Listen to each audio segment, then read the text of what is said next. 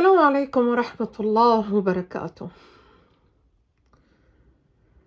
امبارح وأنا عم قلب على الفيسبوك بتفاجأ بفيديو عم يحكي الشخص اللي بهالفيديو عن إنه كل نسوان بلده السوريات عاطلين وسيئين، واصحك تطالع حدا من سوريا لم شمل، اصحك تطالع عادة مدري كم مرة، اصحك تطالع.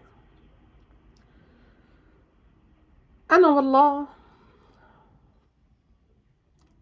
استفزني كلامه لدرجة إنه تمنيت من امبارح أحكي بهالموضوع، بس يمكن لأنه كنت كمان مسجلة فيديو امبارح ما حبيت يكونوا فيديوهين بنفس اليوم مشان أعطي حق لهذا الفيديو وينسمع إن شاء الله تعالى. هلأ خطابي موجه لهالشخص يلي أنت عم تحكي عن بنات بلدك سيئين، كلهم عمم، يعني حتى بالتعليقات وقت فتت كله عم يقول له خطأ التعميم. طيب هلأ سؤال إلك، أنت بتعرف كم عيلة ممكن تكون خربت؟ بتعرف إنه في عيال عم تستنى بفارغ الصبر بعد سنين من العذاب والمعاناة لتطلع عند رجالها على أوروبا؟ أنت خليت الشك يفوت براس كل شخص سمعك. طبعا الواثق من زوجته بنت الأصل أو حتى اللي عم يخطب واثق بالله قبل أي حدا، لأنه الواثق بالله بيعرف ما رح ياخد غير اسمته ونصيبه. إن كانت مرته سيئة سوءة بيرجع لها، وإن كان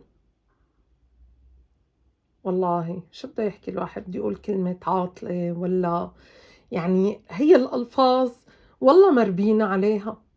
يعني أنت اللي عم تحكي هالكلام بكل عين قوية، يعني أنا بعدك محسوبة على الرجولة وبتمنى تسمعني وبتمنى يوصل صوتي لعندك وبتمنى أشوف ردة فعلك على شي فيديو تطلع فيه هيك وتحكي فيه وشوف ردة فعلك على كلامي إنك محسوبة على الرجولة. أنت بتعرف قديش فوتت أفكار لهالرجال أو لهالشباب اللي عم تخطب، وقديش خليتها. لا تقلي هلأ هن لأنه عايشين واقع ومن هالحكي، لا أبدا، الواقع مو مثل ما عم تقول أبدا. صحيح في نساء سيئات ومالهم مناح، بس بالمقابل كل وحدة سيئة في 1000 مناح، في مليون مناح. كم ست أثبتت حالها بأوروبا بعفتها، بخوفها على زوجها، بتربايتها لأولادها. كلامك أثر فيني، مو لأنه يعني الحمد لله رب العالمين مالي بأوروبا أولا، والحمد لله رب العالمين، الله هيك يكرمنا ويكون قدرنا عند الله، مو بشر تقيمه بإذن الله تعالى. رب العالمين بس اللي بيقيمنا وبيعلم بقلوبنا، لا أنت ولا غيرك. بس كلامك استفزني، خاصة وقت قريت تعليق بنت قالت لك أنت بتعرف إنه إخواتي 2 بدهم يطالعوا نسائهم لم شمل. بتعرف أنت قديش خليتهم يتخبطوا وصاروا يحكوا بالموضوع. يعني نحن بنعرف دائما الأخت غيورة على أخوها، هي غارت على إخواتها إنه أنت عم تشتت لهم أفكارهم، أنت هيك عم تضرهم، عم تسألهم، لأنه بجوز زوجاتهم يكونوا كتير مناح، بس أنت فوتت الشكوك براسهم. أنت بنظرك هذا شيء مزبوط؟ الخير في وبأمتي إلى قيام الساعة. يعني أنت ما تركت خير بنسوان بلدك؟ نسوان بلدك المسلمين، ما رح أحكي عن غير أديان لأنه النبي قال الخير في وبأمتي إلى قيام الساعة. يعني نحن النسوان السوريات المسلمات طلعنا من ملة الإسلام ما فينا خير؟ يعني بأي منطق هذا الكلام؟ ما تركت بنت مرباية؟ يعني للأسف بدي أحكي كلمة بكل استياء، أنت المحيط اللي حواليك ما في تربية يعني لحتى خلاص اعتمدت وختمت إنه نسوان بلدك عاطلين؟ يعني هلا بدي اقول لك امك سيئه شيء بتقلي امي من الجيل العتيق، طيب ما جابت بنت اختك سيئه شيء بتقلي اختي من الجيل الاحسن، يعني انه احسن من هذا الجيل. طب اختك ما جابت بنت من هالجيل كمان السيء؟ طب انت بهون عليك حدا يحكي على امك، اختك، بنتك مثل ما عم تحكي. ما بعرفك، ما بعرف، بجوز مالك متزوج، لانه المتزوج بدوق طعم الابوه. ما بعرف عنك اي شيء يعني، ومتمنية هلأ بس أنا أوصل لصفحتك لأبعت لك هالفيديو، وبتمنى تطلع وترد علي من كل قلبي. أنت يعني ما عندك بنات؟ لأنه أنا بظن الأب ما بيتحمل يسمع أي كلمة سيئة. يعني هلأ أنت وقت عم تحكي تطعن بترباية هالبنات، كم أب سمعك وانكسر بخاطره انه شو انت عم تحكي؟ يعني انا اذا عندي بنت هلا ما بقى حدا، والله بنتي سورية لا تواخذني، ما بقى حدا يدق بابي لانه بنتي سورية، يعني لا تواخذني بهالكلمة، صار شرش العيلة عاطل يعني. والله ما بعرف شو بدي رد ولا جاوب اكثر من هيك. طب انتوا عم تشوفونا نحن النساء، طب وانتوا يا رجال؟ انا بظرف اسبوع وصلتني قصة من ست، من يومين كان الفيديو عنه، وصلتني قصة من ست انه طلعت بعد سنين معاناة ما بيعلم فيها غير الله. رجال شو بتفكر؟ عم نبعت لها مصاري لنسواننا عم تدبر حالها بسوريا، عم نسكتها مؤقتا لتزبط الوراق، لانه الحياة هي بس عبارة عن مصاري. لا، المصاري وسيلة لحياة كريمة، بس انتوا بتعرفوا هالمرة قديش عم تعاني؟ بتعرفوا قديش في وحوش حواليها عم تحاول تصون حالها منهم؟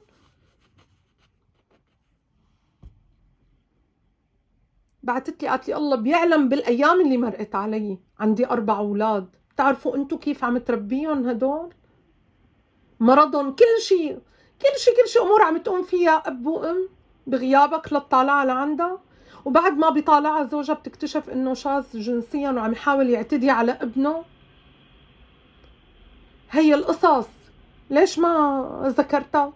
ليش عممت عن النسوان؟ واذكر لي طيب قصص شوي عن هالشباب وهالرجال اللي هنيك عندكم بأوروبا مثل ما عممت عن النسوان بأوروبا. ومن كم يوم بيبعت لي شاب، من شي 10 أيام بيبعت لي شاب عم يخطب، أنا بنتي بعمر الخطبة، عم يخطب بألمانيا هو. أهلا وسهلا خالي، والله ست فعلت خير محترمة، عطتني رقمكم قال والنعم منكم من هالحكي. قلت له أهلا وسهلا خالي، بعرفك عن حالي كذا كذا وشغلي كذا ومن هالأمور. أهلا وسهلا خالي، بس والله أنا ما بسفر. قال أنا والله صعب حياتي وكذا. قلت له بعتذر منك ما بنسفر. قال طيب ممكن إذا تعرفنا على بعض أنا بنزل بعملكم زيارة ومن هالحكي، وممكن استقر بتركيا. قلت له والله أنا بخبر زوجي وشو بيقول لي برد لك جواب. المهم خبرت زوجي قال لي لا، بما انه له رجل بألمانيا ممكن بأي لحظة يقول بدي سافر. لا يعني نحن قدر الإمكان بنسكن بنتنا ناحنا. ليش بدنا نسكنها ناحنا؟ لأنه مثل ما عم تحكوا علينا نحن النسوان والبنات السيئات العاطلات، كمان نحن بنعرف قصصكم يا هالرجال السيئين العاطلين كمان. يعني مع احترامي الشديد لكل واحد محترم، ومع كل استيائي بهالالفاظ اللي عم بحكيها، بس يعني الواحد كمان بده يرد بالطريقه اللي سمعها، بده يرد بنفس مو بنفس طريقته، بنفس الفاظه يسمعوا ياهم قديش ثقيله. يعني انت عم تحكي عن البنات قديش اللفظ ثقيل، كمان نحن النساء وقع اللفظ علينا كتير ثقيل. هذا الشاب حكاني ما شاء الله شو هالاحترام. بعد يومين مو اعتذرت منه، قال لي خالي إذا لقيتي بنت مناسبة إذا في مجال خبريني. قلت له حاضر خالي إن شاء الله، الله ييسر لك كل خير ويجمعك ومن هالكلام. بعد يومين برد بيبعت بقول له خالي والله يعني أنا حطيت أخبار عم بسأل إذا حدا بيرضى يسفر بنته، يعني أو إنه يعني إذا بيقبلوا لو إنه انت ممكن تسكن هون او كذا، حطيت لك اخبار الله ييسر لك الخير.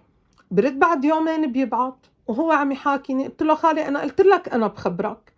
هو عم يحاكيني بيقول لي كيف صارت بنتك خالي؟ بستغرب أنا، بقول أنو بنت؟ لا حكيت عن بنتي ولا شي. قلت له خالي أنت غلطان شي؟ قال لي إيه والله هلا عم حاكي خالي تاني. هون استوعبت إنه هذا الولد عم يتسلى، يعني يعني إنه خلص قلت لك أنا بس يصير معي أي شي بخبرك، ليش عم ترد تبعت مرة ومرتين وثلاثة؟ المهم بتفاجأ دائق بنص الليل الساعة 3 تقريبا، أنا طبعا نايمة، الصبح بكتشف المكالمة الساعة 3 دقائق وباعت السلام عليكم. بصفن هيك بقول يا الله أنا كيف بدي رد عليه بأي طريقة؟ يعني بقول ردي السلام واحكي اللي الله بيقدرك عليه. قلت له خالي يعني أنت بتلاقيها مناسبة حدا يتصل بوالدتك الساعة 3 إلا ربع؟ قال لي والله يا خالي بالغلط. قلت له ماشي سايرته. قلت له طب خالي التليفون بالغلط، طيب والسلام عليكم كمان بالغلط؟ قال والله وقت دقيت بالغلط كتبت السلام عليكم مشان انه يعني اعتذر منك، وقت ما رديتي ما عدت يعني كتبت. قلت له ماشي. طيب انت اللي عم تحكي هالكلام اللي عم تقول بالغلط، يعني لا تواخذوني بعد يومين ثلاثة ما دق بهاليومين ثلاثة لأي حدا دغري فات على مكالمتي، يعني دغري أول ما فات على المكالمات كبس بالغلط، ما له حاكي مع أي شخص أبدا. يعني كيف يعني إنه عم تستغبيني خالي ولا شو؟ ما بعرف شو بدي رد. قمت قلت يا بنت ابعتي نصيحة لله. قلت لها يا خالي إذا أنت أوقات عم تحس بملل كذا هاد إنه خاصة قبل يومين قلت لي عم حاكي خالي ومن هالحكي كل يومين عم تبعت، خالي حاول تقرأ وسع أفقك هيك عبي وقتك وعلى أساس هو قال لي أنا ملتزم وأنا الله يعفو عنا. والله العظيم والله شي بيكسر الخاطر حال الشباب، ضياعهم بالغربة والله شي عن جد بيكسر الخاطر. والله أوقات بقول لو ضلينا ببلدنا تحت القصف والضرب ومتنا إذا الله كاتب لنا الموت ونحسبنا شهداء، والله أشرف من هالضياع اللي عم نعيشه ومن هالفجور وهالفساد اللي عم نعيشه.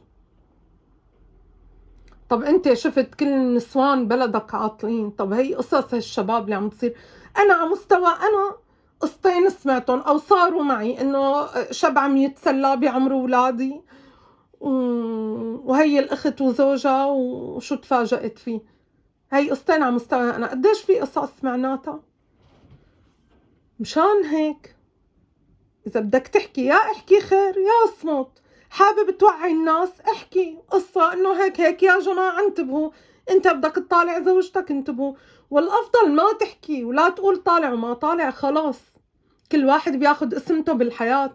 نبي اتزوج سيدة سيئة عاطلة، وقت اجى لعنده والده قال له غير عتبة بيتك لأنه زوجته مالها منيحة. بقى أنت بدك تغير أقدار الله وتقول لهم لا تطالعوا بتطالعوا؟ يعني هلأ الست اللي عم تستنى زوجها بفارغ الصبر لحتى يطالعها وأنت عملت لهم هالقصص وحكيت.